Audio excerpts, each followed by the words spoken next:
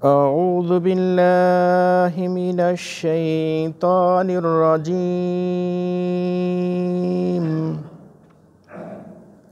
بسم الله الرحمن الرحيم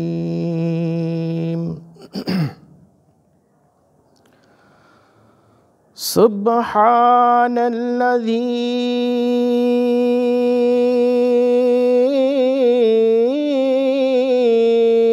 أسرى بعبده ليلا من المسجد الحرام إلى المسجد الأقصى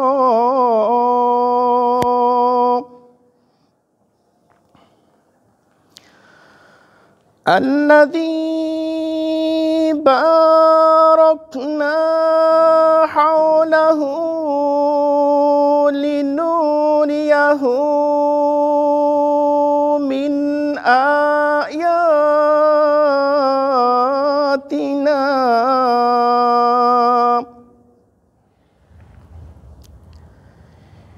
إنه هو السميع البصير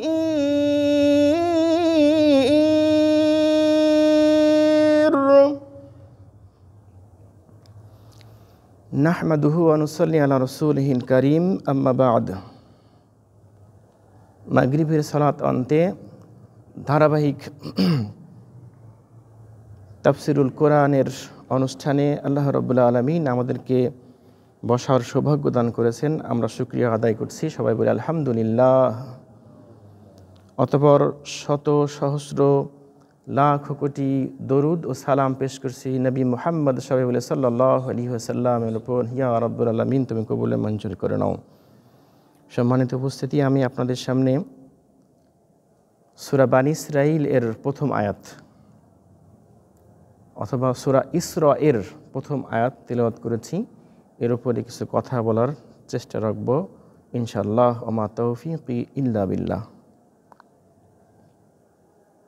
আমরা জানি পবিত্র কোরআনের প্রত্যেকটি সূরা অবতীর্ণ হওয়ার নির্দিষ্ট একটি কারণ ছিল। সূরা ইসরা অথবা সূরা বানী ইসরাঈল, এই সূরাটিও অবতীর্ণ হওয়ার বড় কারণ আল্লাহ রাব্বুল আলামিন দিয়েছেন। আমরা জানি যে মক্কার জীবনে নবী মুহাম্মদ সাল্লাল্লাহু আলাইহি সাল্লামের অত্যন্ত দুর্দিন যাচ্ছিল। যেই সময়টাকে the year of sadness or the year of mourning, উমুল হাজান বা দুঃখের বছর, দুঃখের সময়, টাইম অফ স্যাডনেস এরকম বলে অভিহিত করা হয়ে থাকে। এই একটা মুহূর্তে আল্লাহ রাব্বুল আলামিন নবী মুহাম্মদ সাল্লাল্লাহু আলাইহি ওয়াসাল্লামকে অন্তরের দিক থেকে খুশি করার জন্য একটা সুন্দর আয়োজন করেছিলেন। মানুষের কাছে মানুষ বলছেন যে সময়টা নবী মুহাম্মদ সাল্লাল্লাহু আলাইহি ওয়াসাল্লামের জন্য অত্যন্ত দুঃখের সময়, অত্যন্ত কষ্টের সময়। কি কারণে কষ্টের সময়? যে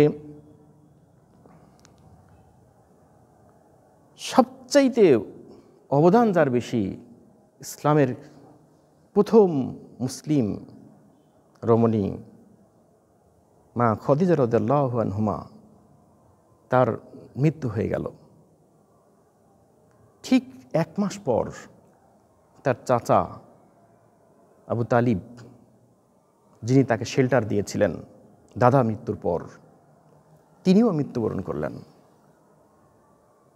এই যে দুটো মৃত্যু পরপর হয়ে গেল, একদিকে নবী মুহাম্মদ সাল্লাল্লাহু আলাইহি সাল্লাম ছোটবেলাতে বাবা হারিয়েছেন, তারপরে মাকে জিজ্ঞেস করছেন বাবা কোথায় আছে। সবার ছেলেরা তো খেলাধুলা করে, বাবা এসে কোলে করে নিয়ে যে, আমাকে তো কোনোদিন দেখলাম না যে বাবা এসে আমাকে কোলে নেই। মা আমিনা সন্তানকে নিয়ে যে তার শ্বশুরকে বলছেন যে বাবা আপনার নাতি কি বলে দেখেন।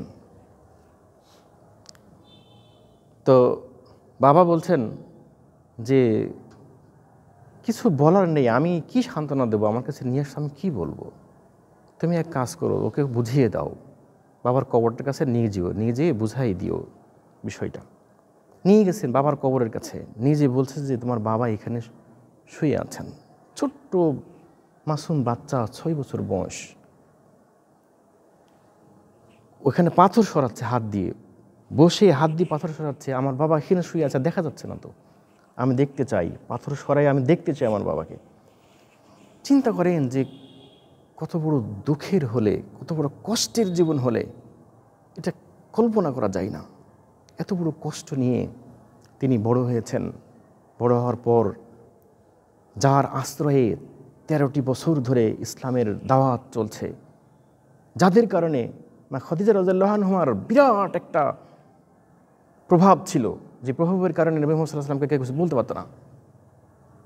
চাচা আবু তালিবের বিরাট প্রভাব ছিল, যার কারণে তাকে কিছু বলতে পারত না। কিন্তু এখন নবুয়তের 13 বছর কেটে গেছে, ইনাদের আশ্রয়ে, যদিও তারা চাচা মুসলিম হন নাই, কিন্তু তার বড় রকমের একটা আশ্রয়স্থল ছিল, সেটিও হারিয়ে গেল। এখন এই মুহূর্তে আল্লাহ রাব্বুল আলামিন নবী মুহাম্মদ সাল্লাল্লাহু আলাইহি ওয়াসাল্লামকে পৃথিবীর জগৎ থেকে একটি ভিন্ন জগতে নিয়ে যাওয়ার পরিকল্পনা সম্পূর্ণ করার চেষ্টা করলেন এবং সম্পূর্ণ করলেন। আর সেই বিষয়টা এই সূরা বানী ইসরাঈলের মধ্যে আল্লাহ বিবরণ দিয়ে মানব জাতিকে বুঝিয়ে দিয়েছেন। এটা সূরা বানী ইসরাঈল নাম এই কারণে যে নবীদের অধিকাংশ নবী বানী ইসরাঈলদের বংশের, তাদের ইতিহাস আল্লাহ রাব্বুল আলামিন এই সূরার মধ্যে দিয়েছেন। আর এটার নাম সূরা ইসরা এই কারণে যে নবী মুহাম্মদ সাল্লাল্লাহু আলাইহি ওয়াসাল্লামকে দুনিয়ার জীবন থেকে তার আরশে আজিব, আল্লাহ রাব্বুল আলামিন যেখানে অবস্থান করছেন আরশ মহল, সেইখানে নিয়ে গেছিলেন। এই জন্য এর নাম ইসরা। ইসরা এর বাংলা হচ্ছে রাতের ভ্রমণ। আর ভিতরে আমরা দেখতে পাচ্ছি যে ইসরা শব্দটি আল্লাহ সরাসরি ব্যবহার করেছেন, আসরা ভ্রমণ, রাতের ভ্রমণ, ইসরা রাতের ভ্রমণ।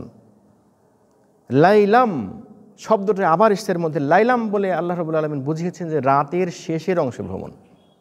রাতের কোন অংশে ভ্রমণ? প্রথম অংশে, মাঝখানে, শেষে।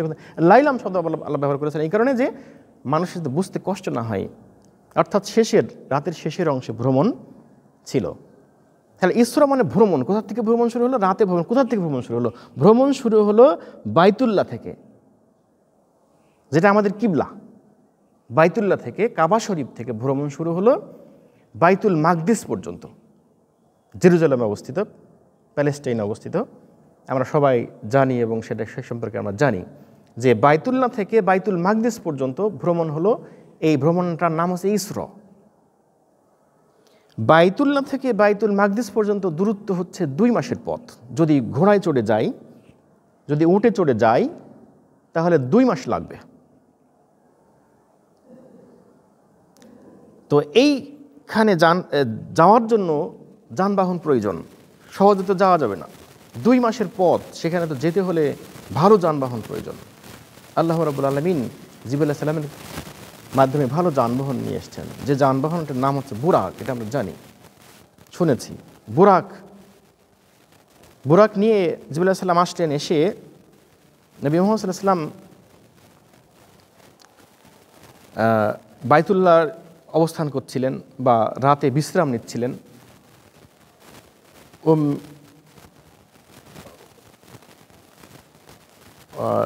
তো হঠাৎ করে জিবরাইল আলাইহিস সালাম এসে ঘুম থেকে জাগিয়ে তুললে বাইতুল্লাহতে নিয়ে গেলেন। নিয়ে যে হাতিমের মধ্যে, যেটা আমরা চিনি, ব্র্যাকেটের মতো একটা জায়গা আছে, ফাঁকা জায়গা, বাইতুল্লাহ থেকে একটুখানি পাশে লাগানো আছে, ওখানে দাঁড়ালে মনে হয় 1 গলা পর্যন্ত বা 1 বুক পর্যন্ত হবে, এটার নাম হচ্ছে হাতিম। হাতিমের মধ্যে নিয়ে গেলেন, নিয়ে যে বুকটা ফেড়ে ফেলে হাট বের করে জমজমের পানি দিয়ে ধুয়ে ফেলে আবার প্রতিস্থাপন করে বললেন যে বুরাকে চড়েন, বুরাকে উঠে পড়েন। বুরাকে উঠে বুরাক চড়ার কিছুক্ষণ পর পৌঁছায় গেলেন বাইতুল মাকদিসে। অল্প সময়ের মধ্যে পৌঁছায় গেলেন। দ্রুত গতি সম্পন্ন একটা যানবাহন, যেটা বিদ্যুতের সাথে তুলনা করা হয়ে থাকে, সেখান থেকে বিদ্যুৎ এসেছে এটাই বলা হয়ে থাকে। বা উইলিয়াম ফ্যারাডে যখন বিদ্যুৎ আবিষ্কার করলেন তো অন্য কোনো নাম পান নাই, আল্লাহ সেই বুদ্ধিটা তাকে দিয়েছিলেন যে নাম দাও বিদ্যুৎ। বোরাক থেকেই বিদ্যুৎ এসেছে। তো ওখানে যে বোরাকটি একটা গাছের সাথে বাঁধা হলো, যেখানে অন্য অন্য নবীরাও এই যানবাহনটিকে বেঁধে রেখেছিলেন। এটা একটা পশু, ঘোড়ার চেয়ে ছোট, গাধার চেয়ে বড়, এরকম বলা হয়ে থাকে। তো ওখানে বাঁধলেন, বেঁধে বাইতুল মাকদিসের ভিতরে প্রবেশ করলেন। প্রবেশ করার পরে দেখলেন সব নবী রাসূলুল্লাহ উপস্থিত। আল্লাহু আকবার। সেখানে সালাত আদায় করার জন্য সবাই প্রস্তুত হয়ে আছেন যে মসজিদের ইমাম এসে জামাত শুরু করবেন, 2 রাকাত সালাত আদায় করতে হবে। জিবরাইল আলাইহিস সালাম নবী মুহাম্মদ সাল্লাল্লাহু আলাইহি ওয়াসাল্লামের হাত ধরে নিয়ে একেবারে সামনে নিয়ে চলে গেলেন। জি ইয়া রাসূলুল্লাহ, আপনি ইমামতি করেন, আপনার ইমামতিতে 2 রাকাত সালাত আদায় হবে, সকল নবী এবং রাসূলগণ এখানে সালাত আদায় করবেন। 7টি কাতার হলো, প্রথম 3টি কাতারে রাসূলদের জন্য, আর পরের 4টি কাতার নবীদের জন্য। আর এরপরে আরও কাতার হয়েছিল যার প্রমাণ পাওয়া যায়। সেখানে ওই অবস্থাতে প্যালেস্টাইনে এবং মক্কায় এই বৃহত্তম জায়গাতে যতগুলো ফেরেশতা ছিলেন সবাই সেখানে অংশ নেওয়ার চেষ্টা করেছেন এবং অংশ নিয়েছেন, এটা প্রমাণিত। এরপর সেখানে অনেক কথাবার্তা হলো, আলোচনা হলো, একের পর এক বক্তৃতা চলছিল। আদম আলাইহিস সালাম কথা বললেন, তারপরে ইব্রাহিম আলাইহিস সালাম কথা বললেন, মুসা আলাইহিস সালাম কথা বললেন, সর্বশেষ ঈসা আলাইহিস সালাম কথা বললেন। এরপরে আমাদের চূড়ান্ত কথাবার্তা নবী মুহাম্মদ সাল্লাল্লাহু আলাইহি সাল্লাম কথা বললেন। কথা বলার পর ভ্রমণ শেষ, ইসরা শেষ।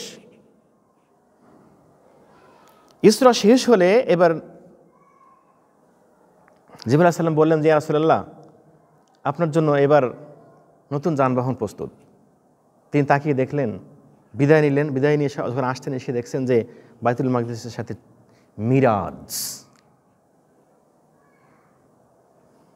মিরাজ উপস্থিত। মিরাজটি কি জিনিস?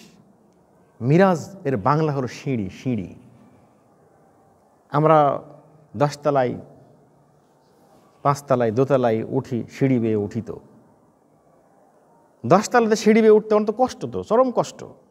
এখন নতুন বর্তমান বিশ্বের বিজ্ঞানীরা এসকেলেটর আবিষ্কার করেছেন। এসকেলেটর, সিঁড়ির প্রথমে পা দিলে টেনে নিয়ে চলে যাবে দোতলায়, ওখান থেকে আবার 8 তলায় যাবে, ওখান থেকে আবার এসকেলেটরে পা দিলেই চলে যাবে।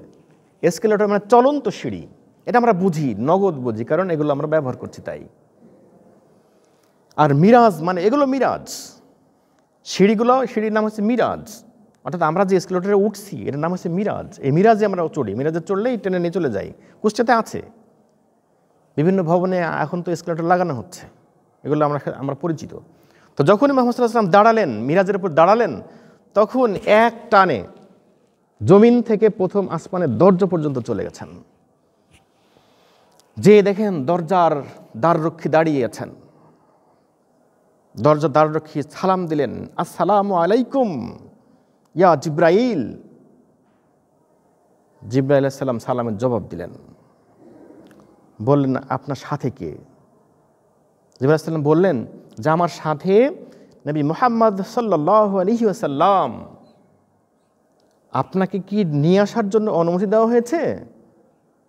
জিব্রাইল আলাইহিস সালাম বললেন যে হ্যাঁ, আল্লাহ আমাকে অনুমতি দিয়েছেন, ইনি শেষ নবী, সর্বশ্রেষ্ঠ নবী, এনাকে আনার অনুমতি আল্লাহ দিয়েছেন, তাই আমি নিয়ে এসেছি।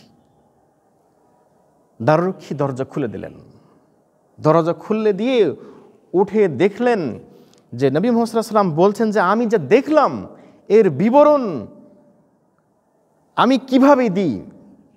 আল্লাহ রাসূল সাহাবাদেরকে নিয়ে যখন কনফারেন্সে আছেন বলছেন আমি কিভাবে তোমার বিবরণ দিই, এই বিবরণ কিভাবে দিই, আমার পক্ষে কিভাবে বললে তোমরা বিশ্বাস করবা, কি বিবরণ দেব। উঠে দেখলেন যে বসে আছেন আদম আলাইহিস সালাম, আহলান সাহলাম মারহাবা। আদম আলাইহিস সালাম বসে আছেন। আদম আলাইহিস সালাম, জিবরাইল আলাইহিস সালাম বললেন ইয়া রাসূলুল্লাহ, ইনি আদম আলাইহিস সালাম, সালাম দেন। মুহাম্মদ সাল্লাল্লাহু আলাইহি ওয়াসাল্লাম সালাম দেন, আসসালামু আলাইকুম ইয়া আদম।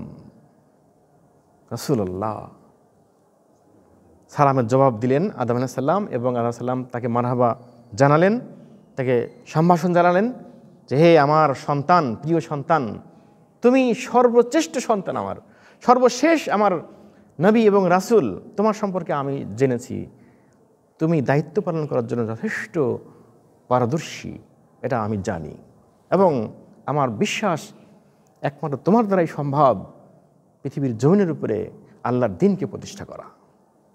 অনেক কথা বললেন। আগে তো সাক্ষাৎ হয়েছে, অনেক ভিড়ের মধ্যে হাজার হাজার নবী রাসূল। আসলে যখন আমরা কোনো প্রোগ্রামে থাকি, হাজার হাজার মানুষের মধ্যে থাকি, তখন কার সাথে কীভাবে পরিচয় হলো এত তো মনে রাখা সম্ভব না। এখন একেবারে ব্যক্তিগতভাবে পরিচয় হয়ে গেল যে আল্লাহ আদম আলাইহিস সালামকে দিয়ে প্রথম আসমানে নবী মুহাম্মদ সাল্লাল্লাহু আলাইহি ওয়াসাল্লামের বিশেষ সমাদরের ব্যবস্থা করেছেন। তিনি আসমানটা তাকিয়ে দেখলেন, লক্ষ্য করলেন, পর্যবেক্ষণ করলেন যে দুনিয়ার জমিনের উপরে দাঁড়িয়ে যে বিশাল বড় আকাশ দেখেছি, দ্বিতীয় আসমানটা উঠে দেখলাম যে প্রথম আসমানের তুলনায় কত বড়। কিভাবে বলি? এভাবে বলি যে মরুভূমির জমিনের উপরে যদি একটা আংটি হারিয়ে যায়, তো বলো তো, সাহাবাদেরকে জিজ্ঞেস বলো তো কতটুকু সে আংটিটা, মরুভূমির জমিনের উপরে আংটিটা কতটুকু? তো ইয়া রাসূলুল্লাহ, আংটি তো খুব ছোটো, মরুভূমির তুলনায়, বিশ্বের তুলনায় তো আরও ছোট। তো বলছে যে এই প্রথম আসমানটা দ্বিতীয় আসমানের তুলনায় আংটির সমান বা তার চেয়েও ছোট। তাহলে ভাবতে হবে দ্বিতীয় আসমানটা কত বড়। এবার প্রথম আসমান ভ্রমণ হলো, বা প্রথম আসমান থেকে দ্বিতীয় আসমানের ভ্রমণ শেষ হলো, পরিচয় পর্ব শেষ হলো। এবার আবার মিরাজ, দ্বিতীয় আসমানের থেকে তৃতীয় আসমানের মিরাজ, চলে গেলেন তৃতীয় আসমানে, অর্থাৎ সিঁড়ি দাঁড়ানোর সাথে সাথে চলে গেল তৃতীয় আসমানে। অর্থাৎ প্রথম থেকে দ্বিতীয়, মানে প্রথম আসমানে হলো, এবার দ্বিতীয় আসমানে। প্রথম আসমানে দেখা হলো কার সাথে? আদম আলাইহিস সালামের সাথে। দ্বিতীয় আসমানে উঠে দেখেন যে সেখানে ঈসা আলাইহিস সালাম এবং জাকারিয়া আলাইহিস সালাম, দুই ভাই, মামাতো ভাই না, দুই মামাতো ভাই বসে আছেন। দেখে মুহাম্মদ সাল্লাল্লাহু আলাইহি ওয়াসাল্লাম এতই অন্তরে ভালো লাগলো। আসলে আগেই বলেছি যে দুঃখের বশত, দুঃখের কষ্ট, অন্তরে কিছু চিন্তা ভাবনা, একটা কষ্ট ছিল, কিচ্ছু নাই। প্রথম আসমান ভ্রমণে সব দূর হয়ে গেছে। তিনি অন্তরে কিচ্ছু নাই যে ব্যথা বেদনা কিছু আছে, অন্তরে সব কিছু শেষ। দ্বিতীয় আসমানে যখন ঈসা আলাইহিস সালাম এবং জাকারিয়া আলাইহিস সালামের সাক্ষাৎ হলো, আরও ভালো লাগলো। দ্বিতীয় আসমানটা তিনি পর্যবেক্ষণ করলেন, ভাবলেন যে দ্বিতীয় আসমানে উঠে দেখছেন যে প্রথম আসমানে উঠে দ্বিতীয় আসমানটা যত বড় ছিল, ঠিক তৃতীয় আসমানটা দ্বিতীয় আসমানের তুলনায় ওরকম একটা আংটির চেয়েও ছোট। তাহলে দ্বিতীয় আসমান তাহলে কত বড়? এরপরে তৃতীয় আসমানে উঠলেন। তৃতীয় আসমানে উঠে দেখছেন যে ইউসুফ আলাইহিস সালাম বসে আছেন। পরিচয় হলো, সালাম বিনিময় হলো, ইউসুফ আলাইহিস সালামের সাথে অনেক কথা হলো, এবং ইউসুফ আলাইহিস সালামকে দেখলেন যে চেহারা ভিন্ন রকম, এত সুন্দর। নবী মুহাম্মদ সাল্লাল্লাহু আলাইহি ওয়াসাল্লাম তো এমনি কত সুন্দর, তার তো সুন্দর বিবরণ দেওয়া যায় না। অনেক সাহাবী এমন বিবরণ দিয়েছেন যে পাশে দাঁড়িয়ে কথা বলছেন, একবার তাদের দিকে তাকাই, একবার নবীর দিকে তাকাই, তাই না? এরকম আল্লাহ রাসূল জিজ্ঞেস করছেন যে তুমি কি কি কি দেখছো, কি পর্যবেক্ষণ করছো? বলছি, ইয়া রাসূলুল্লাহ, সত্য কথা কি জানেন, আমি ভাবছি যে তাদের আলো বেশি ঝকঝক করছে না আপনার চেহারাটা বেশি ঝকঝক করছে। তাহলে বোঝেন যে নবী মুহাম্মদ সাল্লাল্লাহু আলাইহি ওয়াসাল্লাম কত সুন্দর ছিল। আলহামদুলিল্লাহ, আল্লাহু আকবার, সুবহানাল্লাহ। তো তিনি নবী মুহাম্মদ সাল্লাল্লাহু আলাইহি ওয়াসাল্লাম ওইখানে তৃতীয় আসমানে উঠে ইউসুফ আলাইহিস সালামকে দেখে অবাক হয়ে গেছেন যে এত সুন্দর মানুষ। আল্লাহু আকবার। ইউসুফ আলাইহিস সালামের সাথে অনেক কথাবার্তা হলে এইবার মিরাজ এর মাধ্যমে চলে গেলেন চতুর্থ আসমানে। চতুর্থ আসমানে যেয়ে দেখেন যে সেখানে বসে আছেন ইদ্রিস আলাইহিস সালাম। ইদ্রিস আলাইহিস সালামকে আল্লাহ অনেক জ্ঞান দিয়েছিলেন। আল্লাহ ইদ্রিস আলাইহিস সালামের কথা কোরআন সরাসরি বলেছেন। সেখানে তার সাথে অনেক মত বিনিময় হলো। চতুর্থ আসমানটা দেখছেন যে এই চতুর্থ আসমানটা আবার এত বিশাল বড়, এত সুন্দর যে তৃতীয় আসমানের চেয়েও, মানে তৃতীয় আসমানটা একটা আংটির সমান ওর তুলনায়। এরপরে মিরাজ উপস্থিত, চলে গেলেন পঞ্চম আসমানে। পঞ্চম আসমানে যে দেখেন সেখানে আছেন হারুন আলাইহিস সালাম, তার সাথে পরিচয় হলো। পরিচয় হওয়ার পর সেখান থেকে চলে গেলেন মিরাজে ষষ্ঠ আসমানে। প্রত্যেকটি আসমানে দ্বাররক্ষী কিন্তু একই প্রশ্ন করেছেন। ষষ্ঠ আসমানে যেও প্রশ্ন করছেন যে জিবরাইল আপনার সাথে কে? বললেন যে নবী মুহাম্মদ সাল্লাল্লাহু আলাইহি সাল্লাম। আপনাকে কি আনতে বলা হয়েছিল? হ্যাঁ, আনতে বলা হয়েছিল। ঠিক আছে, দরজা খুলে দিচ্ছি। প্রত্যেকটা ষষ্ঠ আসমান পর্যন্ত একই প্রশ্ন। ষষ্ঠ আসমানে যে দেখলেন যে মূসা আলাইহিস সালাম বসে আছেন, কি একটা তার মানে চেহারাও আর তার ভাব ভিন্ন রকম। এ পর্যন্ত যে পাঁচজনের সাথে পরিচয় হলো, পাঁচজন রাসূলের সাথে পরিচয় হলো, তাদের তুলনায় ভিন্ন রকম। তার কথা বলার স্টাইল, তার মানে নির্ভীক, তার কথাগুলো এত মানে মজা লেগেছে মুহাম্মদ সাল্লাল্লাহু আলাইহি ওয়াসাল্লামের যে তিনি ভুলতে পারেন না কথাগুলো। এত দারুণভাবে তিনি কথা বলতেন, আর খুব দেখেই বোঝা গেল যে ওনার মানে কাউকে কোনো পরোয়া করেন না। তো বলছেন যে, হ্যাঁ মুহাম্মদ, আপনি আমার ছোট ভাই, আপনাকে দেখে খুব ভালো লাগলো এবং আপনি দায়িত্ব পালন করতে পারবেন, তবে পরামর্শ নিয়েন আমার কাছ থেকে। আপনার চাইতে আমার অভিজ্ঞতা বেশি, তো আমার কাছে পরামর্শ নিয়েন, কারণ নবুয়তের দায়িত্ব পালন করা আর রাসূলের দায়িত্ব পালন করা অনেক কঠিন ব্যাপার, আর আপনি পারবেন সে বিশ্বাস আমার আছে, তবে আমার সাথে পরামর্শ করতে বলেন না। এই যে একটা কথাবার্তা এবং নির্ভীকভাবে বলা, অন্য নবীরা এরকমভাবে বলেন নেই। যাক, ওখান থেকে পরিচয় পর্ব হয়ে তিনি চলে গেলেন সপ্তম আসমানে। সপ্তম আসমানে একই রকম প্রশ্ন, আপনার সাথে কে? দ্বাররক্ষী বলছেন যে নবী মুহাম্মদ সাল্লাল্লাহু আলাইহি সাল্লাম, আপনাকে আনতে বলা হয়েছিল? হ্যাঁ, আনতে বলা হয়েছিল। প্রশ্নের উত্তর দিতে একটুও কোনো কুণ্ঠাবোধ করছে না জিবরিল আলাইহিস সালাম। তিনি খুব খুশি যে নবী মুহাম্মদ সাল্লাল্লাহু আলাইহি ওয়াসাল্লাম সঙ্গে নিয়ে আসছেন। কি খুশি!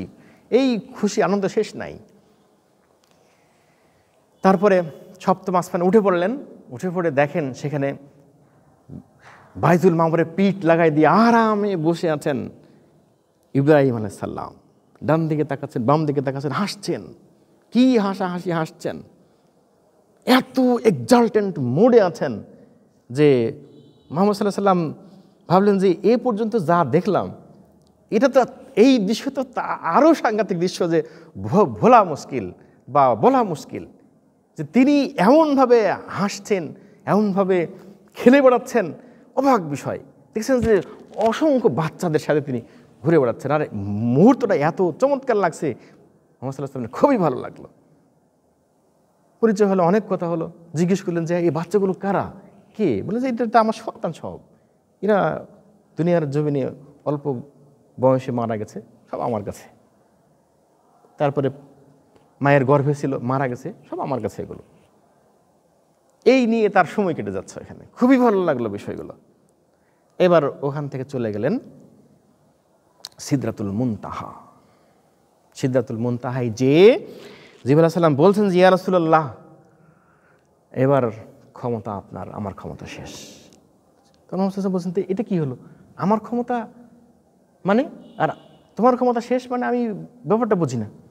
তখন বললেন যে সিদরাতুল মুনতাহা পর্যন্তই আমার সীমানা, এরপরে উপরে ওঠার কোনো ক্ষমতা আমার নেই, কারণ এরপরে আল্লাহ রব্বুল আলামিনের তাজাল্লি বা নূরের সব কিছু দিয়ে সাজানো, যেগুলোতে আমার পক্ষে যাওয়া সম্ভব না। আমি গেলে আমাকে যে অবস্থায় দেখছেন, মুহাম্মদ তাকায় দেখছেন যে জিবরাইল আমার সাথে আসলো, আমার সাথে সাক্ষাৎ করে, আর যে দৃশ্যে দেখছি, এতক্ষণ যা দেখেছি সবগুলো যত না বিস্ময়, জিবরাইল আলাইহিস সালামকে যা দেখলাম এটা তার চেয়ে বিস্ময়। ৬,০০০ ডানা সবগুলো দিয়ে তিনি দাঁড়ায় আছেন। এই বিস্ময়কর দৃশ্য শুধু নবী মুহাম্মদ সাল্লাল্লাহু আলাইহি ওয়াসাল্লাম বলতে পারেন। এটা জিবরাইল আলাইহিস সালাম এর স্ট্রাকচার, বডি স্ট্রাকচার এবং গঠন আল্লাহ এমনভাবে তৈরি করেছেন যেটা যে মানে একমাত্র নবী মুহাম্মদ সাল্লাল্লাহু আলাইহি ওয়াসাল্লাম ছাড়া এই দৃশ্যকে বিবরণ দিয়ে বোঝানোর কারো ক্ষমতা নেই, কেউ কোনো ক্ষমতা রাখে না। তিনি দুবার দেখেছেন এরকম। একবার জমিনের উপরে তিনি সারা পৃথিবীকে তার পাখা দিয়ে ঢেকে রেখেছেন, জমিনের উপরে পা লাগেনি, তিনি পা শূন্য রেখেছেন, সারা জমিনকে, সারা পৃথিবীকে ঢেকে রেখেছেন। এই দৃশ্য একবার দেখেছেন, আর ওখানে অরিজিনাল দৃশ্য আরেকবার দেখলেন। এই দুবার তিনি দেখেছেন জিবরাইল আলাইহিস সালামকে, নবী মুহাম্মদ সাল্লাল্লাহু আলাইহি ওয়াসাল্লাম আসল রূপে দেখেছেন। তো এবার জিবরাইল আলাইহিস সালাম তার দায়িত্ব থেকে একটুখানি সরে পড়ছেন। এই অবস্থাতে মুহাম্মদ সাল্লাল্লাহু আলাইহি ওয়াসাল্লাম জিজ্ঞেস করলেন যে যা দেখছি এর বিবরণ আমাকে তো বুঝাই দিতে হবে, দেব না? ওখানে 3টি ঝর্ণাধারা দেখলেন, জিজ্ঞেস করলেন ঝর্ণাধারা সম্পর্কে। খুবই ভালো লাগলো ঝর্ণাধারাগুলো। আমরা বলি যে নায়াগ্রা জলপ্রপাত দাঁড়ালে দেখতে কি চমৎকার লাগে। নায়াগ্রা জলপ্রপাত, মানুষ কোটি কোটি টাকা, হাজার হাজার টাকা খরচ করছে সেখানে একবার দেখার জন্য। আর নবী মুহাম্মদ সাল্লাল্লাহু আলাইহি ওয়াসাল্লাম এই দৃশ্য দেখছেন সেখানে, সেই সিদরাতুল মুনতাহাতে। বললেন যে 3টা ঝর্ণাধারা সম্পর্কে আমি জানতে চাই। বললেন যে 2টো ঝর্ণাধারা গেছে জান্নাতে, আর একটা গেছে পৃথিবীর জমিনের ফোরাতের সাথে মিশেছে এবং সারা বিশ্বে এটা সাপ্লাই হয়েছে। এরপরে সেখান থেকে একের পর এক জান্নাতের সব কিছু ভ্রমণ হলো, জাহান্নামের সব কিছু পর্যবেক্ষণ হলো, এবং জাহান্নামে কোন পর্যায়ে কি অবস্থায় কে কী ধরনের শাস্তি ভোগ করছে সবগুলি ট্রেনিংয়ের মাধ্যমে নবী মুহাম্মদ সাল্লাল্লাহু আলাইহি সাল্লামকে বুঝিয়ে দেওয়া হলো। জান্নাতের মাধ্যমে কোন স্তরে কে আছেন, কিভাবে অবস্থান করছেন, সেগুলো সব করে বুঝিয়ে দেয়। এটা একটা ট্রেনিং। সেই ট্রেনিংটা কোনো নবীর জন্য আল্লাহ রাব্বুল আলামিন দেন নাই, কেবলমাত্র নবী মুহাম্মদ সাল্লাল্লাহু আলাইহি সাল্লামকেই এই সুযোগটা করে দিয়েছেন। এরপরে ওখানে আল্লাহ রাব্বুল আলামিনের সাথে কথাবার্তা শুরু হয়ে গেল। কি কথা বললেন? অনেকে দাবি করেন যে আল্লাহর সাথে দেখা হয়েছে, আল্লাহ বসে আছেন, মুহাম্মদ সাল্লাল্লাহু আলাইহি ওয়াসাল্লাম বসে আছেন, পাশাপাশি দেখা হয়েছে, কথা বলছেন। না, কখনোই না, এটা কিচ্ছা কাহিনী। এটা যিনি বলেন তার দুঃসাহসটা একটু বেশি, কারণ এরকম কথাবার্তা নবী মুহাম্মদ সাল্লাল্লাহু আলাইহি ওয়াসাল্লাম বলেন নাই।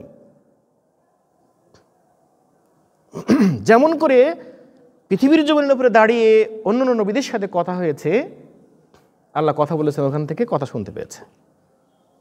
ঠিক মুহাম্মদ সাল্লাল্লাহু আলাইহি ওয়াসাল্লাম সিদরাতুল মুনতাহাতে বা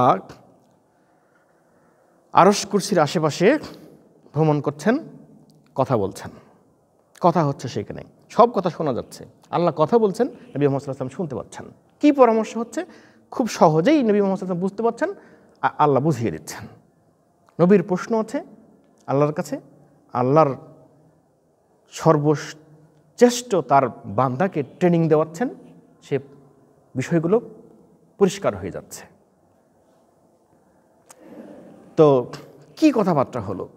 প্রথম কথাবার্তা হয়তো প্রসঙ্গক্রমে আল্লাহ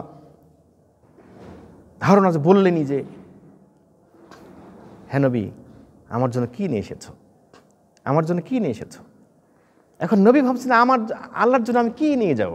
আমাকে হঠাৎ করে বাইতুল্লাহ থেকে ওঠানো হলো, ঘুম থেকে জাগানো হলো, সেখান থেকে আমাকে নিয়ে আসা হলো, এভাবে করে আমি কি নিয়ে আসবো, কি বলবো, আর কিছুই তো আমি খুঁজে পাচ্ছি না। কি আল্লাহর জন্য আমি কি নিয়ে আসবো? আমরা কোথাও গেলে তো মিষ্টি নিয়ে যাই না? ছোটো ছোটো বাচ্চারা ছুটে আসে, অনেক দূর থেকে যখন আসি আমরা, ছোটো বাচ্চারা ছুটে আসে, আব্বু কী নিয়ে এসেছো। কিছু না হলে তো বড় লজ্জায় পড়তে হবে, কারণ ছেলে মেয়ে আসবে, কিছু বলবে, অথবা কোনো আত্মীয় বাড়িতে গেলে খালি হাতে যাওয়া যায় না। তো মুহাম্মদ সাল্লাল্লাহু আলাইহি ওয়াসাল্লাম ভাবছেন যে আমি কী নিয়ে এসেছি, কী বলবো। অন্তর থেকে বেরিয়ে আসলো আত্তাহিয়াতু লিল্লাহি ওয়াস সালাওয়াতু ওয়াত তাইয়্যিবাত। মুহাম্মদ সাল্লাল্লাহু আলাইহি ওয়াসাল্লাম বলে ফেললেন, আল্লাহ আমি কি নিয়ে আসবো? আমার সালাত, আমার সম্মান, আমার ধন সম্পদ, দুনিয়ার জীবনে যা আছে তোমার জন্য সব কিছু তোমার জন্য নিয়ে আসছি। দেখেন, এইটা পৃথিবীর জমিনের উপরে 1 সেকেন্ডের জন্যও এই বাণীটা বন্ধ হয় না। 24 ঘন্টা যতক্ষণ পর্যন্ত পৃথিবীর কাঁটা চলবে, ঘড়ি চলবে, ততক্ষণ পর্যন্ত এটা চলতেই থাকবে। আত্তাহিয়াতু লিল্লাহি ওয়াস সালাওয়াতু ওয়াত তাইয়্যিবাত। এখানকার সালাত বন্ধ হয়ে গেছে, অন্য দিকে সালাত চলছে, এটা চলছে, জারি আছে। এবার আল্লাহ বললেন, আসসালামু আলাইকা আইয়ুহান নাবিয়্যু ওয়া রাহমাতুল্লাহি ওয়া বারাকাতুহু। চিন্তা করছেন, আল্লাহ বলছেন শান্তি বর্ষণ করার মালিককে আল্লাহ। আমরা বলি যে আসসালামু আলাইকা আইয়ুহান নাবিয়্যু ওয়া রাহমাতুল্লাহি ওয়া বারাকাতুহু, আল্লাহ নবীর উপরে শান্তি বর্ষিত হোক, আমরা সালাম দিই। আল্লাহ কাকে সালাম দিচ্ছেন? দেখেন, চিন্তা করতে হবে যে যেই আল্লাহ শান্তি বর্ষণ করবেন, যেই আল্লাহর হাতে সব কিছু, তিনি বলছেন যে তুমি আমার জন্য সব নিয়ে আসছো, তাহলে আমার পক্ষ থেকে তোমার উপরে শান্তি। এবার নবী মুহাম্মদ সাল্লাল্লাহু আলাইহি ওয়াসাল্লাম চুপ মারিয়ে আছেন, কথা বলেন না। আল্লাহ বুঝতে পারছেন যে আমার নবী কি অখুশি হয়ে গেল নাকি? হ্যাঁ, অখুশি তো হয়েছেন, এটাই বুঝছেন। তখন আল্লাহ বললেন, আসসালামু আলাইনা ওয়া আলা ইবাদিল্লাহিস সালিহিন। নবী কথা বলো, কথা বলো। নবী কথা বলছেন না, চুপ মেরে গেছেন। ব্যাপারটা কি? নবী ভাবছেন যে আমি, আমার চিন্তা ভাবনা তো আমার উম্মত কেন্দ্রিক। আমি 24 ঘন্টা আমার চিন্তা ভাবনা আমার উম্মতকে নিয়ে, কিভাবে আমি জাহান্নাম থেকে বাঁচাবো, জাহান্নাম থেকে বাঁচাবো। ইয়া উম্মাতি, ইয়া উম্মাতি। আল্লাহ তো আমার উপরে শান্তির কথা বললো, আমি পার পেয়ে গেলাম, আমার উম্মতের কি হলো? চুপ মেরে আছেন। যখনই বলেছেন আসসালামু আলাইনা ওয়া আলা ইবাদিল্লাহিস সালিহিন, সব মানুষের উপরে, তোমার সব সালেহীন বান্দার উপরে আমার শান্তি, তখন নবীর অন্তরটা একেবারে উৎফুল্ল হয়ে গেছে, আনন্দ ভরে গেছে যে এইবার আমি পেয়েছি। শুধু আমার উপরে নয়, আমার সমস্ত উম্মতের উপরে আল্লাহর শান্তি আল্লাহ দিয়েছেন, আলহামদুলিল্লাহ। এরপরে ফেরেশতারা যখন ঘটনা শুনলো, সব ফেরেশতারা সমস্বরে বলে ফেললো আশহাদু আল্লা ইলাহা ইল্লাল্লাহ ওয়া আশহাদু আন্না মুহাম্মাদান আবদুহু ওয়া রাসূলুহু। চিন্তা করেন, এই ঘটনাটা আল্লাহ জারি রেখেছেন 24 ঘন্টা জমিনের উপরে। এরপরে শুরু হলো আল্লাহর কাছে দাবি পেশ। দাবি করছেন যে আল্লাহ আদম আলাইহিস সালামকে এই ক্ষমতা দিয়েছ, এভাবে করে বলতে আছেন, এর বিনিময়ে আমার উম্মতকে কি দিবা? নিজের জন্য না। নূহ আলাইহিস সালামকে এই ক্ষমতা দিয়েছ, আমার উম্মতের জন্য কি দিবা? তুমি ইদ্রিস আলাইহিস সালামকে এই দিয়েছ, এর জন্য আমাকে কি দিবা? তুমি মূসা আলাইহিস সালামকে এই ক্ষমতা দিয়েছ, আমি ক্ষমতা চাই আমার উম্মতের জন্য, আমাকে কি দিবা? ঈসা আলাইহিস সালামকে এই ক্ষমতা দিয়েছ, কি ক্ষমতা দিয়েছ? কবরের মধ্যে শায়িত আছে, কবরের পাশে যাই ডাক দিলে উঠে চলে আসবে, কি ক্ষমতা দিয়েছে? এই ক্ষমতার বিনিময়ে আমি একটা ক্ষমতা চাই। তো এইভাবে করে ডিমান্ড করতেই আছেন, দাবির শেষ নাই। আল্লাহ দেখছেন যে আমার নবী তো শুধু খালি উম্মত কেন্দ্রিক দাবি, উম্মতের দাবি, উম্মত নিয়ে তো সে মহাব্যস্ত, উম্মত নিয়ে সে পাগল। তো বন্ধই করা যায় না কথাবার্তা, ভাবতে এরকম। আল্লাহ তখন ভাবছেন যে মুহাম্মদ আমার প্রিয় বান্দা, প্রিয় নবী, আচ্ছা তোমার উম্মতকে সৃষ্টি করেছে কি বলো তো? তখন মুহাম্মদ চুপ মারি গেছেন। ব্যাপারটা বুঝছেন যে মুহাম্মদ চুপ মারি গেছেন, তার মানে কি বুঝতে পেরেছেন যে আমার আর কথা বলার আর দরকার নাই, কারণ আমি যার জন্য দাবি পেশ করছি সেই দাবি যিনি পূরণ করবেন উনি তো তাদেরকে সৃষ্টি করেছেন। তাই মায়াকে আমার বেশি না ওনার বেশি। ঘটনাটা এরকম। যাক, দাবি বন্ধ হলো। তারা চিন্তা করতে হবে যে এত দাবির পরে শুধুমাত্র আমাদের জন্য, আর সেই নবীকে আমরা গালি দিই, সেই নবীর আমরা কার্টুন তৈরি করি, সেই নবীর আমরা অপমান করতে ছাড়ি না। আল্লাহ আমাদের ক্ষমা করুন। যাক, সেখান থেকে সব কিছু সম্পন্ন করে এবার বিদায় মুহূর্তে দাবি চূড়ান্ত হলো এবং আল্লাহর পক্ষ থেকে ট্রেনিং চূড়ান্ত হলো, আল্লাহর পক্ষ থেকে বিধান চূড়ান্ত হলো, নির্দেশনা সম্পন্ন হলো। নবী মুহাম্মদ সাল্লাল্লাহু আলাইহি ওয়াসাল্লাম সব কিছু নিয়ে এবার চলে আসলেন সপ্তম আকাশ থেকে চলে আসলেন মূসা আলাইহিস সালামের কাছে। সপ্তম আকাশে ইব্রাহিম আলাইহিস সালামের সাথে আবার সাক্ষাৎ করলেন, বিদায় নিয়ে চলে আসলেন। উনি বিদায় দিলেন, ভালো বিদায় দিলেন। মূসা আলাইহিস সালামের কাছে ষষ্ঠ আকাশে আসলেন, এসে বলেন যে আহলান সাহলান মারহাবা, হ্যাঁ নবী মুহাম্মদ সাল্লাল্লাহু আলাইহি সাল্লাম, কি নিয়ে এসছো বলো দেখি? তুমি তো অনেক কিছু নিয়ে আসছো, আমি তো জানি, তোমার প্রশংসা আমি শেষ করতে পারবো না। তোমার ক্ষমতা, তোমার অনেক ক্ষমতা তোমাকে আল্লাহ দিয়েছেন, বুঝতে পারছি। আচ্ছা, সবচেয়ে গুরুত্বপূর্ণ বিষয় বলো তো, কী নিয়ে আসছো? নেওদাকের খুব দরদের সাথে কথা বলছেন। বাবা মা যেমন সন্তানের সাথে নেওদাকে সুন্দর করে কথা বলে, কি ছোট ভাই, দরদি ভাই, দারুণভাবে কথা বলছে। কী এনেছো বলো তো? মুহাম্মদ সাল্লাল্লাহু আলাইহি ওয়াসাল্লাম প্রথম কথা বললেন যে 50 ওয়াক্ত সালাত নিয়ে এসেছি, আল্লাহ দিয়েছেন। মুসা আলাইহিস সালাম, কি বলো, তুমি এটা মেনে নিয়েছো? হ্যাঁ, এটা আল্লাহ দিয়েছেন যে আমাকে 50 ওয়াক্ত, আমি এবং আমার উম্মতকে 50 ওয়াক্ত সালাত সম্পন্ন করতে হবে। এখন কত ওয়াক্ত সালাত পড়ছো? তখন মোহাম্মদ সাল্লাল্লাহু আলাইহি ওয়াসাল্লাম বলছেন যে আল্লাহ নির্দেশ দিয়েছেন 2 ওয়াক্তের, আমাকে নির্দেশ দিয়েছেন 2 ওয়াক্তের। সূরা মুমিনুনের 55 নম্বর আয়াত প্রমাণ। সূরা মুমিনুনের মনে রাখবেন, সূরা মুমিনুনের 55 নম্বর আয়াতের ভিত্তিতে মাক্কি জীবনে নবী মুহাম্মদ সাল্লাল্লাহু আলাইহি ওয়াসাল্লাম বাইতুল মাকদিসকে কাবা হিসেবে, কিবলা হিসেবে নিয়ে 2 ওয়াক্ত সালাত আদায় করতেন। কোন ক্ষমতা বলে? সূরা মুমিনুনের 55 নম্বর আয়াতের ক্ষমতা বলে। আল্লাহ সেখানে বলছেন যে আপনি আসর এবং ফজর এর সালাত আদায় করুন। 2 রাকাত ফজরের, সেটা বহালি আছে, আর 2 রাকাত আসরের। ফজরে 2 রাকাত আর আসরে 2 রাকাত। এই 50 ওয়াক্ত সালাত আদায়ের ফরজ হওয়ার পূর্বে 2 ওয়াক্ত সালাত ফরজ ছিল। ফজরের সালাত 2 রাকাত আর আসরের সালাত 2 রাকাত। তো বলছেন যে 2 রাকাত তুমি আদায়, 2 ওয়াক্ত আদায় করো, এখন 50 ওয়াক্ত আদায় করবা, হিসাব তুমি করেছো? রাসূল বলছেন যে না, তো হিসাব তো করি নাই। তো তুমি এইভাবে চলে আসলে, দাবি এভাবে করে নিয়ে চলে আসলে, তুমি দাবি করো নাই যে এত তোমার উম্মতের জন্য এত কথা, উম্মতের জন্য তোমার এত দরদ, তোমার উম্মতের জন্য আমি তো বুঝেছি।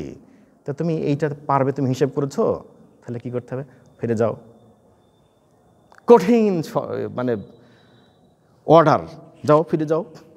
যেই বলেছে ফিরে যাওয়ার সাথে সাথে একেবারে তৎক্ষণাৎ বিদ্যুৎ গতিতে, হ্যাঁ আল্লাহর সাথে কথা বলার আবার সুযোগ হবে। তার মানে টেন্ডেন্সি যে আল্লাহর সাথে কথা বলে শেষ করা যাচ্ছে না, মানে আল্লাহর সাথে কথা বলার সুযোগ নেই, তাই চলে আসছি। ইচ্ছা হয় না যে আল্লাহর সাথে কথা শেষ করে চলে যাই, না, ইচ্ছা নাই, কোনো রকম ইচ্ছা নাই। এখন জেলখানাতে যদি বাবা থাকে বা সন্তান থাকে, বাবা দেখা করতে গেছে, মা দেখা করতে গেছে, মাকে হাত ধরে টেনে কিন্তু আসবে না, আসতে চাই না, 2 মিনিট 5 মিনিট সময় দিয়েছে না। অথবা ফাঁসির আসামিকে সর্বশেষ দেখা হবে, সর্বশেষ দেখা করতে গেলে মা সন্তানের ফাঁসি মঞ্চে যাবে, দেখা করতে দিয়েছে, 1 মিনিট সময় আর কাটবে না, 5 মিনিট সময় আর কাটবে না। কীভাবে সময় যাবে? মনে হবে যে না, এখানেই আজীবন ধরে ওর সাথে আমি কথা বলি। আগ্রহটা এইরকম, কেন যে আর পরে দেখা হবে না। এখন নবী মুহাম্মদ সাল্লাল্লাহু আলাইহি ওয়াসাল্লাম ভাবছেন যে, বিদায় নিয়ে আসছেন যে আর আল্লাহর সাথে কি সাক্ষাৎ হবে, মানে কথা হবে, এভাবে হবে না, তো আসতে চায় না। যেই বলেছে মুসা আলাইহিস সালাম যাও, ফিরে যাও, দৌড় দিয়েছে যে হ্যাঁ আবার কথা বলার সুযোগ পেয়েছি আমি, হ্যাঁ চলে গেল। তখন আল্লাহ জিজ্ঞেস করছেন যে মুহাম্মদ, আবার তুমি এসেছো? ইয়া আল্লাহ, আমি এসেছি। কী দাবি নিয়ে এসেছো আবার? আল্লাহ প্রশ্ন করছেন। মুহাম্মদ সাল্লাল্লাহু আলাইহি ওয়াসাল্লাম বলছেন যে আল্লাহ, আমার উম্মত কি 50 ওয়াক্ত নামাজ পারবে, সালাত আদায় করতে পারবে? কমাই দিলে হয় না? 5 ওয়াক্ত কমাই দিলেন, থাকলে কত? 45 ওয়াক্ত। 5 ওয়াক্ত কমাই চলে আসলেন। মুসা আলাইহিস সালাম বলছেন যে মুহাম্মদ কি করলা? হ্যাঁ 5 ওয়াক্ত কমাইছে। 5 ওয়াক্ত কমাইছে, এটা কথা হলো নাকি? 5 ওয়াক্ত এটা কম বলে নাকি?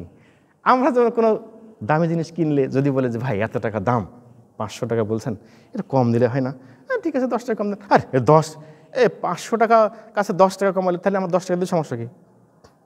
বলি কিনা আমরা? তো মুসা আলাইহিস সালামের কথা হয়েছে এরকম, না আবার যাও, আবার যাবো, হ্যাঁ আবার দৌড় দিয়েছে। তো এইভাবে করতে করতে 9 বার গেছেন, 5 নাম 45, 9 বার যে 45 ওয়াক্ত সালাত কমে গেছে। এইবার 9ম বারে এসে মুহাম্মদ সাল্লাল্লাহু আলাইহি ওয়াসাল্লাম আসছেন। মুসা আলাইহিস সালাম বলছেন যে এবার সর্বশেষ কি খবর নিয়ে এসছো মুহাম্মদ? বলছেন যে এবার 45 ওয়াক্ত কমে গেছে, 5 ওয়াক্ত আছে। মুসা আলাইহিস সালাম, তোমার অভিজ্ঞতা কম, আমি দায়িত্ব পালন করেছি 1000 বছর ধরে, তুমি কেবল 13 বছরে তোমার পদার্পণ করেছো, তোমার কোনো অভিজ্ঞতা হয় নাই।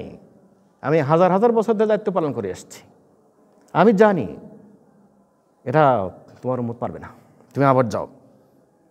মুসা বলছে যে আর আগের মতো যেরকম একটা টেন্ডেন্সি, বললেই দৌড় দিয়েছে, এবার আর আগাচ্ছে না, একেবারে সে চুপ মারি গেছে।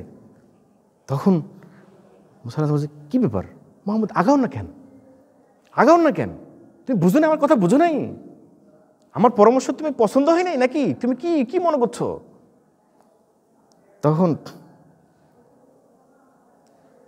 মুসা আলাইহিস সালাম বলছেন যে তুমি যাবে না? তখন বলছে যে শ্রদ্ধেয় ভাই, আপনি আমার কথা শোনেন। কি কথা? যে আমি একটা আওয়াজ শুনলাম, আওয়াজ শুনলাম যে, হ্যাঁ মুহাম্মদ, 50 ওয়াক্ত সালাত বহাল থাকলো, প্রত্যেক ওয়াক্ত সালাতের মান 10। ব্যাপারটা বুঝলেন? 5 গুণ 10 সমান 50, মানে 50 ওয়াক্ত বহাল থাকলো, প্রতি ওয়াক্তের মান 10, 5 গুণ 10। মোহাম্মদ চুপ মারি গেছেন দাঁড়ায়, যে এই যে আওয়াজটা আমি শুনলাম, এটা তো আল্লাহর আওয়াজ, এরপরে কি আমার যাওয়ার সম্ভব হবে? তো বলছে, 14 ভাই আমি যেতে পারবো না। কেন? যে আমি এই আওয়াজটা শুনেছি। তখন তুমি আওয়াজ শুনে ভয় পাচ্ছ? তোর কি বলো, কিসের? আল্লাহর কথা শুনে ভয় পেলে হয় নাকি? তুমি আমার কথা শুনেছ? হ্যাঁ, আমি কিছুক্ষণ আগে একজনের সাথে কথা বলে তুমি শুনেছ? বলছে, হ্যাঁ। কার সাথে কথা বলছিলেন বলো তো? বলছে, আপনি আদম আলাইহিস সালামের কথা বলছেন। কি বলছিলেন? আমি কি বলছিলাম তুমি সেটা লক্ষ্য করেছো? বলছে, হ্যাঁ আমি লক্ষ্য করেছি।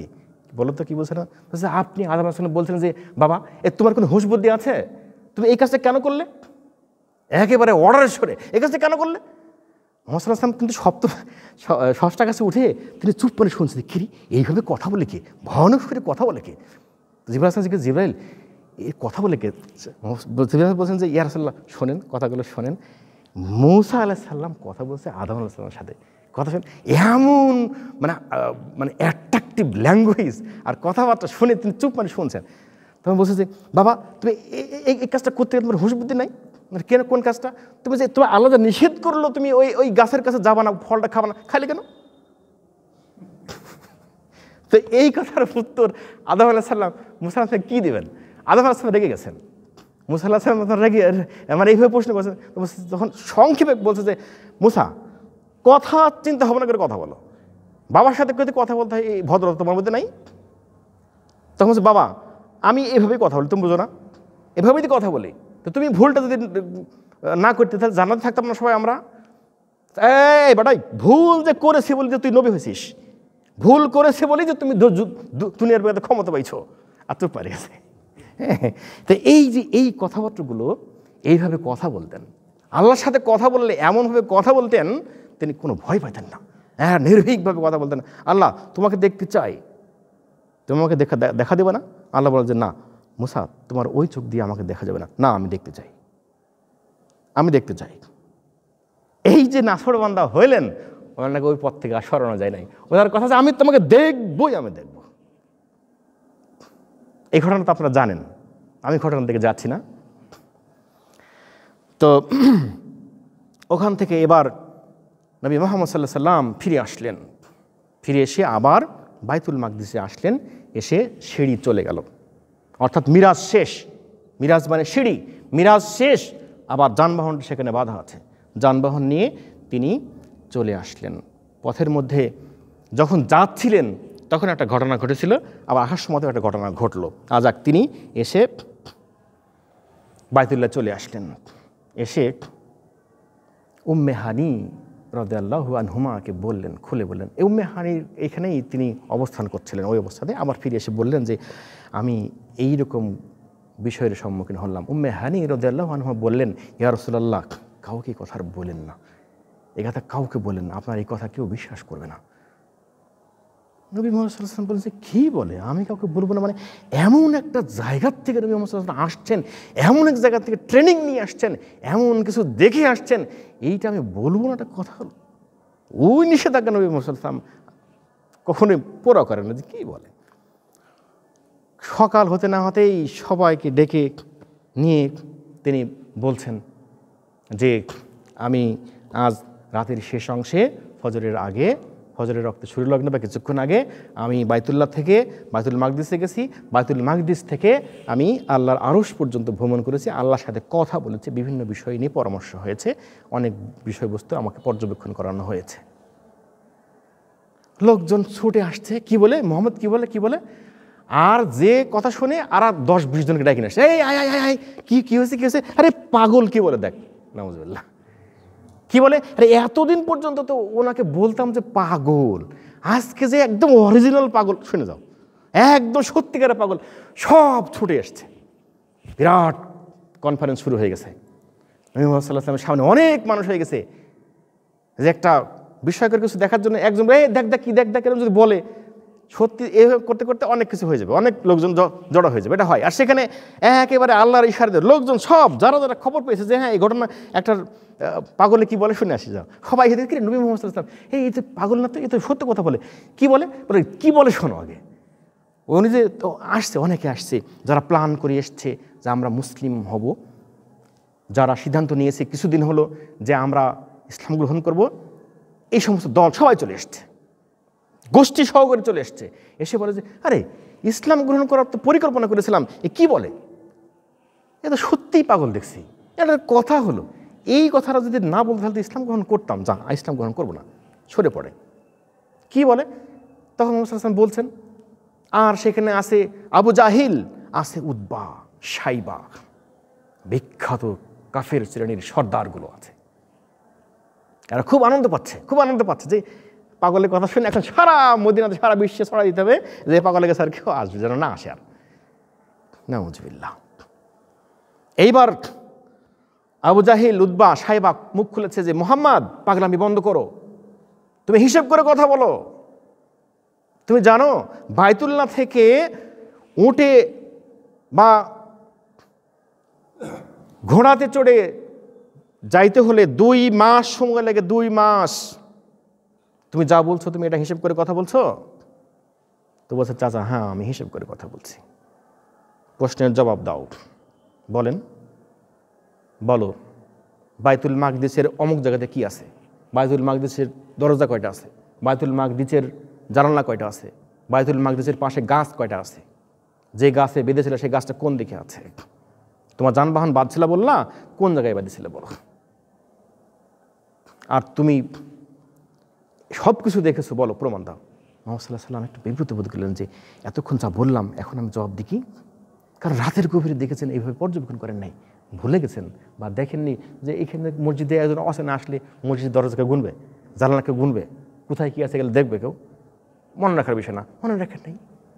তখন জিবরিল আলাইহিস সালাম বললেন ইয়া রাসূলুল্লাহ চিন্তার কোনো কারণ নেই, দেখেন ভিডিও দেখেন বাইতুল মাকদিস দেখেন দেখে বলে দেন। যে প্রশ্ন করে সেই প্রশ্নের জবাব দিয়ে দিলেন। ওরা তখন হাত পা গোটায় দূর করে পালায় চলে যাচ্ছে, কিরে এত বড় জাদুকর হয়ে গেছে, এতক্ষণ বললো পাগল, এত বড় জাদুকর, হাই এবার জাদুকর বলে এতক্ষণ লোকের গ্যাদারিং ওরা ডেকে আনে এবার সবার কানে, অর্থাৎ আল্লাহর পক্ষ থেকে যে মেসেজ দিতে হবে ওরাই তো করলো। এরপরে আর একজন প্রশ্ন করে কাফের শ্রেণীর সম্বন্ধে, আচ্ছা আমার একটা বাণিজ্য কাফেলা বলো তো, বাণিজ্য কাফেলা গত কয়েক মাস হলো গেছে, দেখা হয়েছে পথের মধ্যে? তখন মুহাম্মদ সাল্লাল্লাহু আলাইহি ওয়াসাল্লাম বলছেন যে হ্যাঁ দেখা হয়েছে, আমি যখন বোরাকে যাচ্ছিলাম ওরা তখন ঘুমাচ্ছিল, আর ঘুমানো অবস্থাতে ওদের উট আমার যানবাহন দেখে উটগুলো তছনছ করে পালিয়ে যাচ্ছিল, আর আমি আমার যানবাহন থেমে জিবরিল আলাইহিস সালামের পারমিশন নিয়ে বললাম যে ভাই তোমাদের উটগুলো পালিয়ে যাচ্ছে, তোমরা ঘুম থেকে ওঠো, উটগুলো ফিরিয়ে নিয়ে আসো। ওরা বললে আরে এই মুহাম্মদ, আমাদের মুহাম্মদ, এই আপনি যান কোথায়? বলছে আমি জিবরিল আলাইহিস সালাম ভ্রমণে যাচ্ছি, জানি না আল্লাহ জানেন কোথায়। এই কথা বলে চলে গেছেন। এরা বলে কি মুহাম্মদের কাছে যানবাহন, সাংঘাতিক, এটা দারুণ যানবাহন, তো এই যানবাহন পাইলে কোথায়? এইটা তো মক্কার জমিনে তো আমরা দেখিনি, আমাদের তো এত দামি উট আছে, একটা উট মানে একটা জাহাজের মালিক এরকম, তো আমাদের এত উট আছে, তো এই যানবাহন তো ভিন্ন রকম মনে হলো। ওদের একটা প্রশ্ন জেগে গেল, যাক চলে গেছেন। ফিরে আসার সময়তে একটা জায়গার নাম মুহাম্মদ সাল্লাল্লাহু আলাইহি ওয়াসাল্লাম বললেন যে আমি যখন ফিরে আসলাম তখন ওনারা বাণিজ্য কাফেলা শেষ করে বাণিজ্য কাফেলা নিয়ে অমুক জায়গাতে আমি দেখেছি আসছে। লোকজনকে পাঠালো যে দেখি তো মুহাম্মদ আসলে সত্য কথা বলে নাকি। লোকজন ছুটে ওখানে গেছে, খবর নিয়ে আসছে ওখান থেকে, জানা তো ওরা ফিরে আসছে। ওদেরকে বলছে এই তোমাদের সাথে মুহাম্মদ, হ্যাঁ দেখা হয়েছিল। তাহলে সত্যতা যাচাই হলো ওখানে। এরা মিলাতে পারে না যে কী ঘটনা ঘটলো, কি হলো।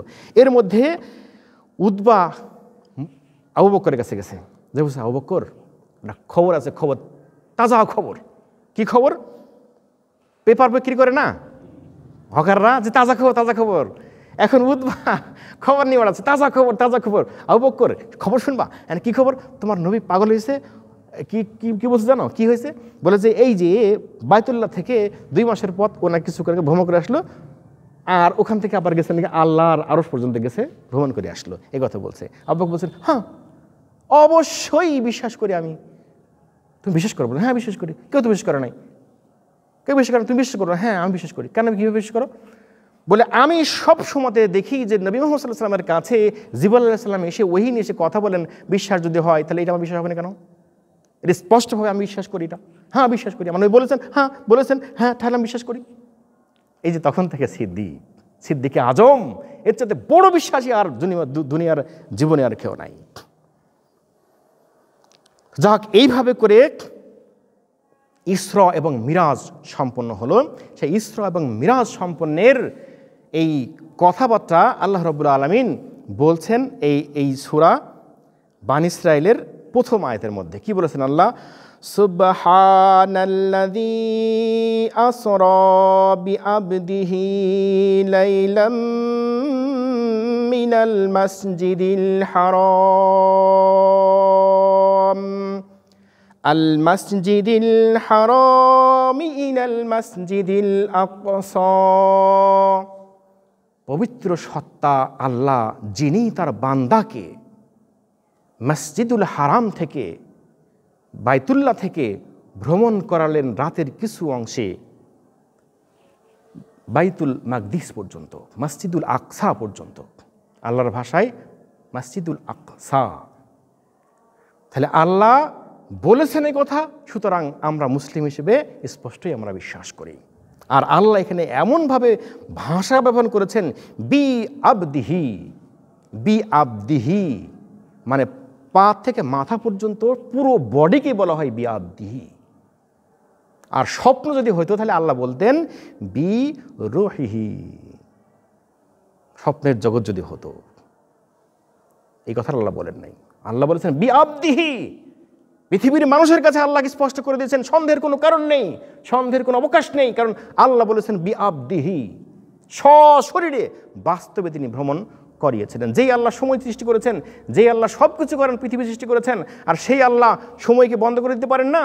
আমার হাতে যদি ঘড়ি থাকে, আমি রাত 12টার কাছে ঘড়ি কাটা স্টপ করে দিই, আর 100 দিন বা 500 দিন বা 365 দিন পর যদি আবার চালু করি, তো ওইখান থেকে চালু হবে না?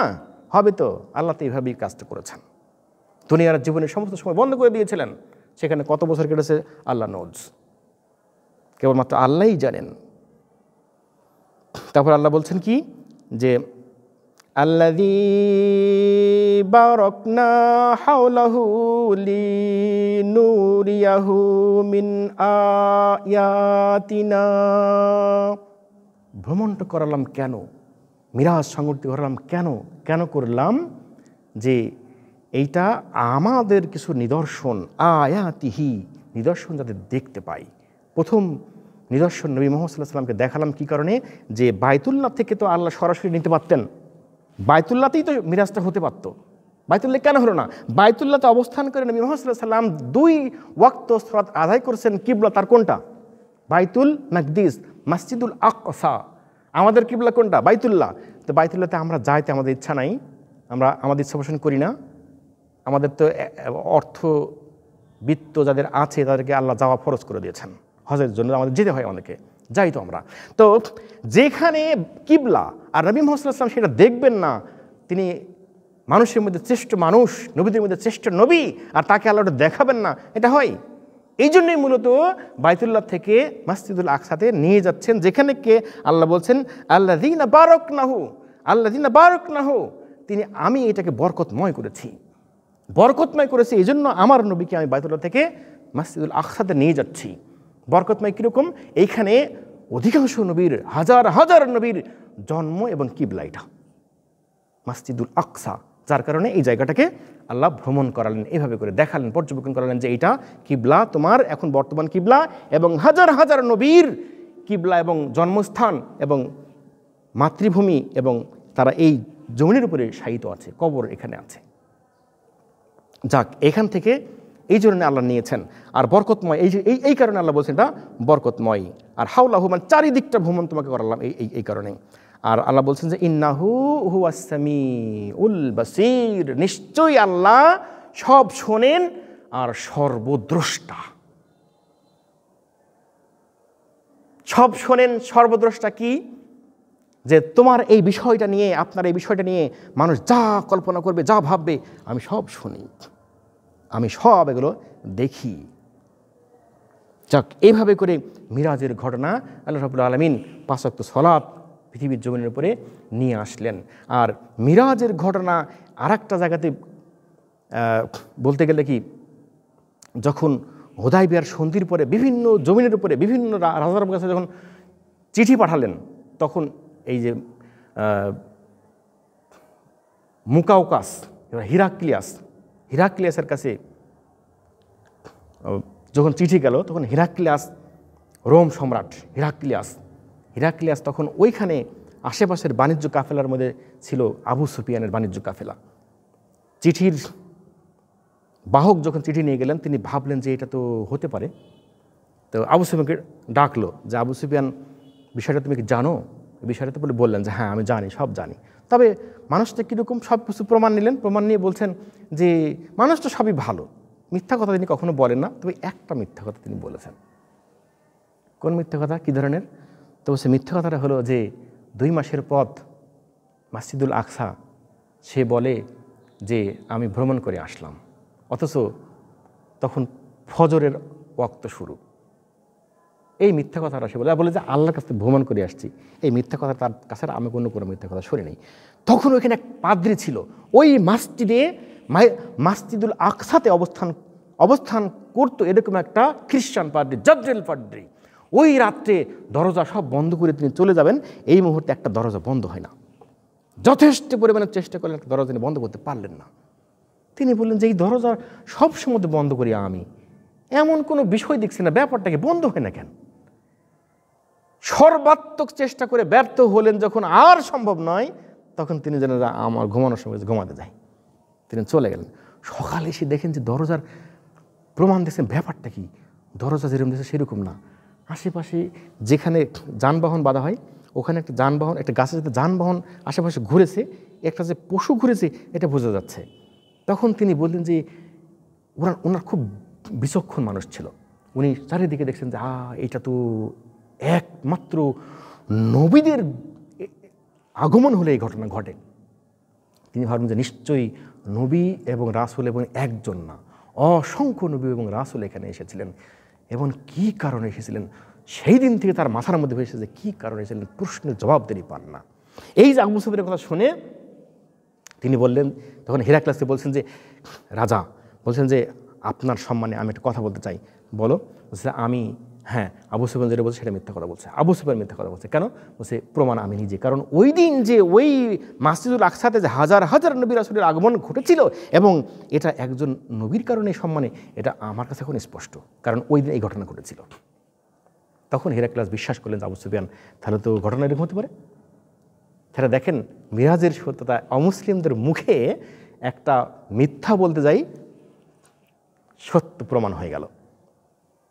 যাক, এইভাবে করে 5 ওয়াক্ত সালাত এবং আরও নির্দেশ, রাষ্ট্র পরিচালনা করার নির্দেশ নিয়ে আসলেন। এই যে এই সূরার মধ্যে একের পর এক যখন আমরা 111টি আয়াত এখানে আছে, 111টি আয়াতের মধ্যে রাষ্ট্র পরিচালনা করার এখানে স্ট্রাকচার আল্লাহ দিয়েছেন নবী মুহাম্মদ সাল্লাল্লাহু আলাইহি ওয়াসাল্লামকে ওই মিরাজের মাধ্যমে।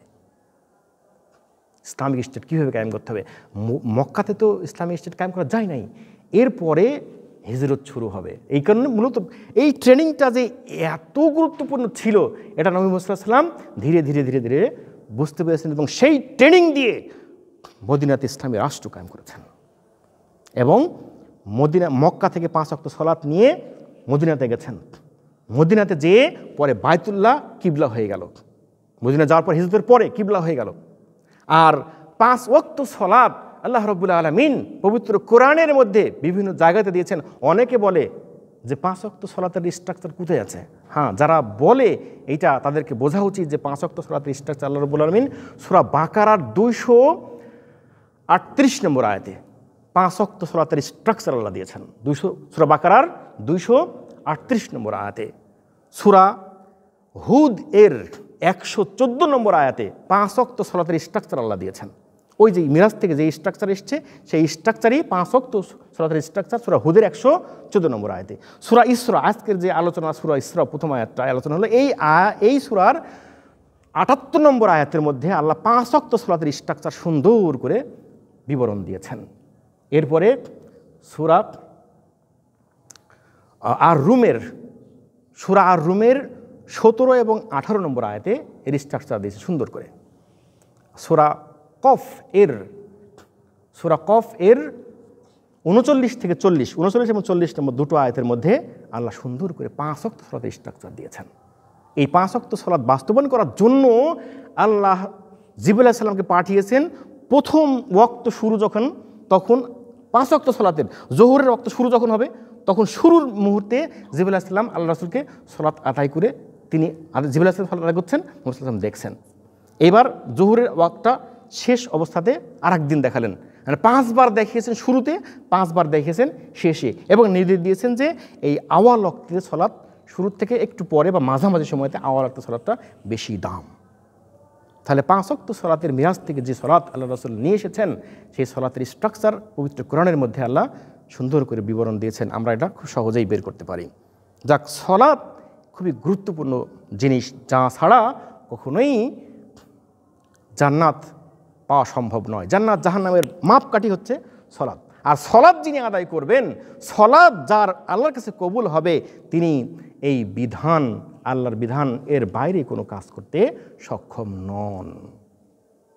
তো আল্লাহর বিধান মেনে আল্লাহ রাসূল সাল্লাল্লাহু আলাইহি সাল্লাম মিরাজের মাধ্যমে, ইসরার মাধ্যমে যে অভিজ্ঞতা নিয়ে ইসলামী রাষ্ট্র মদিনা কায়েম করলেন, সেই মদিনার সমস্ত বিষয়বস্তুগুলো ইসলামী স্টেট কায়েম করার যে স্ট্রাকচার, সব স্ট্রাকচার এই সূরা বনী ইসরাঈলের মধ্যে আছে, সূরা ইসরার মধ্যে আছে। আমরা যদি পড়ি সেটা জ্ঞান অর্জন করতে পারবো, এবং সেইভাবে করে উদ্দেশ্য হলো যে আমাদের জীবনটাও অনুরূপভাবে গঠন করতে হবে।